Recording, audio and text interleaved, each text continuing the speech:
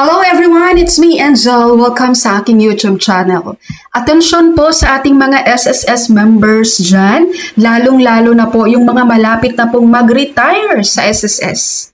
Gusto ko pong i-share sa inyo to guys dahil alam kong may matutunan kayo dito ng bonggang-bongga talaga at malalaman nyo dito kung gaano din ito kahalaga para sa inyo. Kagabi kasi guys, may napanood ako sa news, hindi ko alam kung napanood nyo rin. Merong isang senior citizens na SSS member din at dumulog siya sa Kapuso Action Man. Dahil po magpa-file na siya sana ng kanyang retirement sa SSS pero hindi niya pa nakukuha to. Dahil ang problema, magkaiba po ang kanyang pangalan sa birth certificate at sa kanyang mga valid ID. Ang pangalan niya po sa kanyang mga ID ay Armando pero ang records niya po sa kanyang birth certificate ay Rinaldo. So magkaiba yung pangalan niya guys sa birth certificate versus sa kanyang mga valid IDs. And then ito pa po ang masaklap guys. Dahil ang senior citizens na ito, ang SSS member na to guys, late niya nalalaman na magkaiba pala yung pangalan niya sa SSS niya, sa birth certificate at sa valid ID kung kailan siya mag-file na ng retirement sa SSS. Kaya po nung nag-file na siya ng kanyang retirement sa SSS, hindi po siya napagbigyan. Siyempre tama din naman sa SSS, di ba? Alangan naman ibigay agad nila yun. Kailangan niya munang patunayan na yung tao na yun, na magkaiba ang pangalan sa birth certificate at sa valid ID ay isang tao lang. Hindi talaga yan basta-basta guys ibibigay ni SSS. Kasi paano kapag dumating yung time na merong isang taong magkiklaim? Di ba magkaiba pala talaga ang taong yun? So kawawa naman yung isa.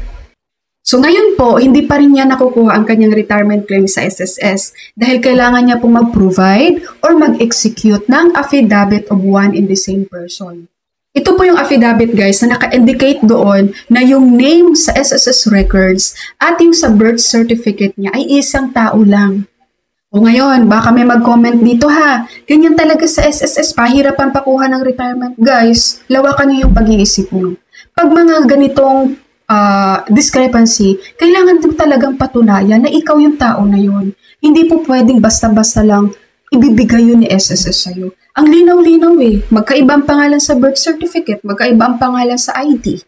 Okay po, ang point ko dito guys, kung bakit ko share ito sa inyo ngayon, para po sa ating mga SSS members, lalong-lalo na po doon sa mga malapit na pong mag-retire.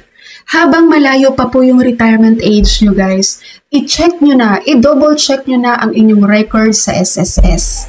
Para habang naghihintay kayo ng inyong retirement age, habang naghihintay kayo kung kailan kayo mag-file ng inyong retirement, kung meron mang discrepancy ngayon sa SSS records nyo, paunti-unti nyo na po yung maaayos. Para pag dumating kayo sa point na mag-file na kayo ng application, ng retirement claim sa SSS, okay na, wala na kayong problema guys.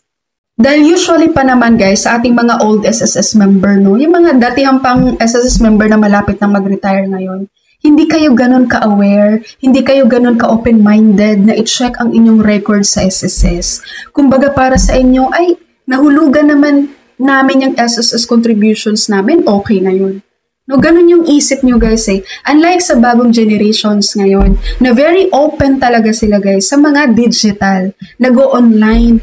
Kaya nakikita nila yung mga records nila sa online. Unlike talaga sa mga datihang SSS member na wala, hindi nyo talaga chinek guys. Magkaiba pala yung pangalan nyo, magkaiba yung middle initial nyo, magkaiba yung last name, magkaiba ang birth date, mali ang pangalan ng mga magulang.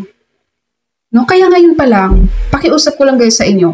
Para din naman sa inyo to guys, yung mga malapit na dyang mag-retire, no. Kung wala kayo ngayong SSS online account, go to SSS. Pumunta kayo sa SSS branch, pa-check nyo yung records nyo doon, makikita nyo yung mga personal details nyo doon guys. Isa-isahin nyo yung kung tama ba yung nandun, tama ba yung mga spelling. Okay? Ito guys, i-share ko tong video na to. Ito yung binalita kagabi. Panoorin nyo po sa mga hindi nakapanood.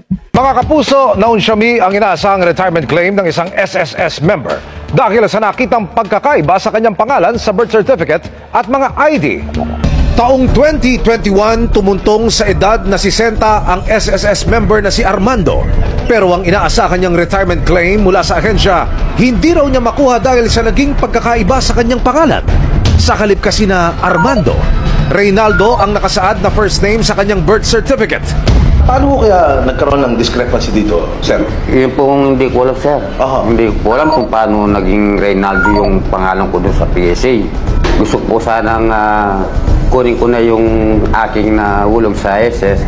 Huli na raw nalaman ni Armando na iba ang nakaregistrong pangalan sa kanyang birth certificate. Sumangguni ang inyong kapuso action man sa isang abogado. Mag-execute siya ng affidavit of one and the same person.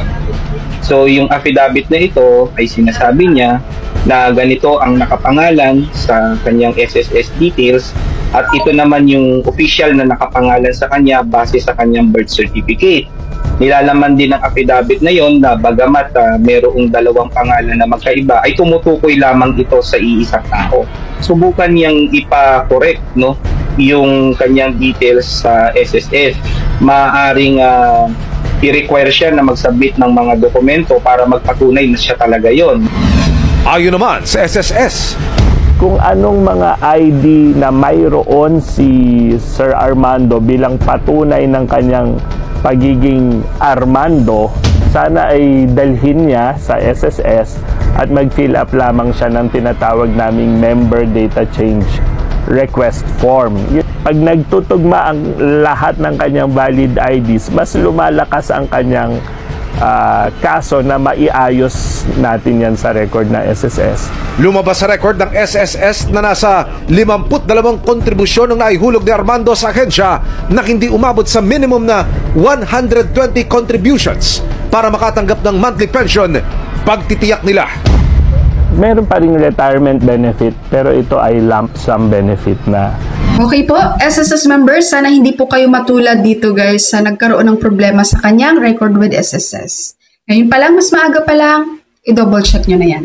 Okay, so that's all for my video for today. Thank you so much for watching everyone. God bless you all.